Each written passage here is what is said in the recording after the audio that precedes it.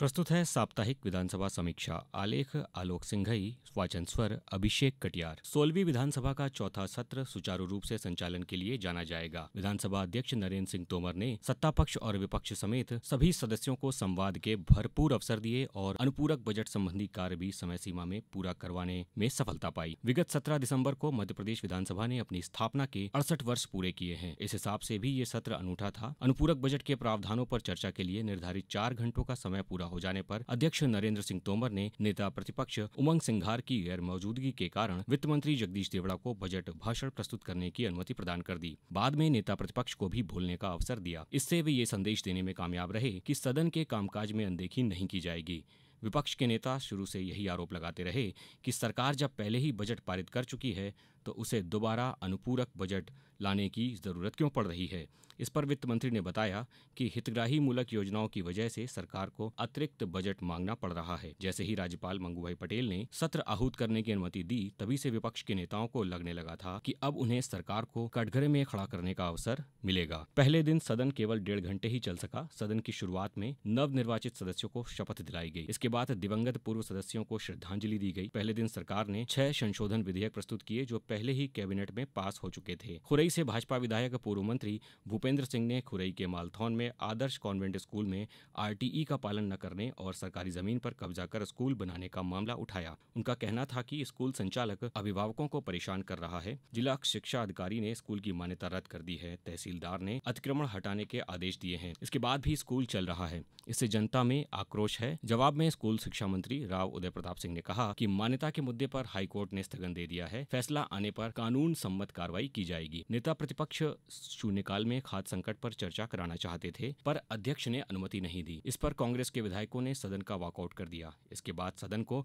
अगले दिन तक के लिए स्थगित कर दिया गया। अगले दिन सदन में निजी स्कूलों की फीस के निर्धारण के लिए राज्य समिति के गठन का विधेयक प्रस्तुत किया गया। इसके अनुसार एक समिति गठित की जाएगी जो फीस निर्धारण में आने वाली समस्याओं का समाधान करेगी। स्कूल शिक्षा मंत्री इसके अध्यक्ष होंगे और 5 अन्य सदस्य भी उनके साथ होंगे। यदि स्कूल 15% से अधिक शुल्क बढ़ाएंगे तो अभिभावकों की अपील की सुनवाई यही समिति करेगी। वित्त मंत्री जगदीश देवड़ा ने सदन में 22,460 करोड़ रुपए का सप्लीमेंट्री बजट मंजूरी के लिए सदन के पटल पर रखा। इसमें लाडली बहना योजना के लिए 465 करोड़ रुपए और लाडली लक्ष्मी योजना के लिए 85 करोड़ रुपए की मंजूरी मांगी गई। इसी के साथ सदन में जन विश्वास बिल भी प्रस्तुत किया गया, जिसमें नगरीय विकास एवं आवास विभाग, उद्योग, श्रम और सहकारिता के साथ 8 विभागों में जुर्माने को पेनल्टी में बदलने का प्रस्ताव किया गया था। सबसे ज्यादा संशोधन नगरीय विकास एवं आवास विभाग में किए गए हैं। इनके अनुसार यदि कोई व्यक्ति कमिश्नर की मंजूरी के बिना नाली बनवाता है या पहले से बनी नाली में कोई फेरबदल करके व्यवधान खड़ा करता है तो उस पर 5,000 रुपए की पेनल्टी लगाई जाएगी। भवन, दीवार या पेड़ों पर प्रचार के लिए गंदगी फैलाने वालों पर पहली बार में 2,000 रुपए और दूसरी बार में 5,000 रुपए पेनल्टी लगाई जाएगी। खुले में गंदगी फैलाने वालों पर 5,000 रुपए की शास्ति लगाई जाएगी। भूमिगत केबल,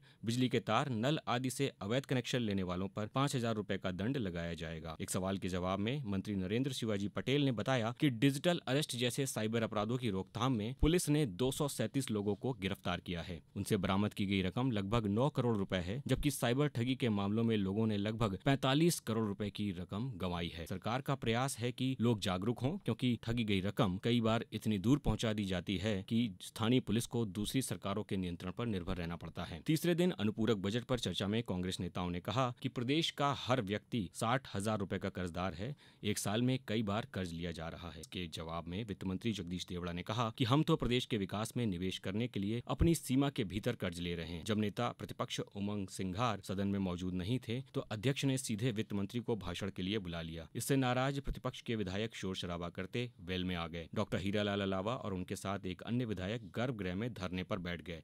उनका कहना था कि नेता प्रतिपक्ष को सुने बगैर वित्त मंत्री का जवाब नहीं होना चाहिए था। शोरगुल बढ़ता देख अध्यक्ष ने 15 मिनट के लिए कार्यवाही स्थगित कर दी। एक बार फिर जब सदन समवेत हुआ तो वित्त मंत्री के भाषण के बीच नेता प्रतिपक्ष भी अपनी बात कहते रहे। बाद में अध्यक्ष ने उन्हें रोककर वित्त मंत्री का भाषण पूरा कराया। रुकावटों की वजह से सदन की कार्यवाही रात 8 बजे तक चलती रही। गुरुवार को कांग्रेस नेताओं ने आरोप लगाया कि किसानों को खाद नहीं मिल रही है। जवाब में कृषि मंत्री ईदल सिंह कसाना ने कहा कि मध्य प्रदेश में पर्याप्त खाद है। यूक्रेन युद्ध की वजह से लंबे समुद्री रास्तों से खेप पहुंचने में 25 दिन का समय बर्बाद हुआ था, लेकिन इसके बाद किसानों को कोई दिक्कत नहीं हुई। सहकारिता मंत्री विश्वास सारंग ने कहा कि प्रदेश में लगभग 71 लाख मीट्रिक टन खाद स्टोर किया गया था, जिसमें से 60 लाख मीट्रिक टन खाद बांटा जा चुका है। 11 लाख टन खाद अभी भी सहकारी समितियों के पास उपलब्ध है। उन्होंने कहा कि कांग्रेस के शासनकाल में तो पुलिस थानों से खाद बांटने की नौबत आती थी, हमने बढ़िया व्यवस्था की है। विपक्ष जबरन माहौल बनाने की कोशिश कर रहा है। फीस नियंत्रण बिल पर कांग्रेस के फूल सिंह बरैया ने कहा कि सरकार को पहले स्कूल में बच्चियों पर हो रहे यौन उत्पीड़न रोकने पर जोर देना चाहिए। कांग्रेस के ही राजेंद्र भारती ने कहा कि गलती करने वाले स्कूलों पर दंडात्मक कार्रवाई होनी चाहिए। भाजपा के अभिलाष पांडे ने कहा कि हमारी सरकार ने अभिभावकों को वसूली गई अतिरिक्त फीस वापस करवाई है। शुक्रवार को सदन के समवेत होते ही पंचायत एवं ग्रामीण विकास मंत्री प्रहलाद सिंह पटेल ने कहा कि अध्यक्ष महोदय के कार्यकाल का 1 साल पूरा हो रहा है। पिछले साल जिस तरह से सदस्यों को बोलने के भरपूर अवसर मिले हैं, उसी की वजह से आज सदन में अधिकतर सदस्य मौजूद रहते हैं। ये एक अच्छी परंपरा है। आपकी सदाशयता की वजह से ही सदन की जो गरिमा बढ़ी है, उसके लिए हम सभी सदस्य आपका हार्दिक अभिनंदन करते हैं। इस पर सदस्यों ने मेजें थपथपाकर अपनी सहमति जताई। नेता प्रतिपक्ष उमंग सिंघार ने भी कहा कि आपने जिस तरह मुक्त हृदय से ध्यानाकर्षण मंजूर किए हैं, उससे सदन की गरिमा बढ़ी है। निर्धारित समय में जब सदन का कामकाज पूरा हो गया तो कांग्रेस के महेश परमार ने लोकसभा में राहुल गांधी के विरुद्ध प्राथमिकी दर्ज होने का मामला उठा दिया। इसके बाद कांग्रेस के कई सदस्य खड़े होकर नारेबाजी करने लगे। शोरगुल बढ़ता देखकर अध्यक्ष नरेंद्र सिंह तोमर ने सदन की कार्यवाही को अनिश्चितकाल के लिए स्थगित कर दिया। विधानसभा समीक्षा समाप्त हुई।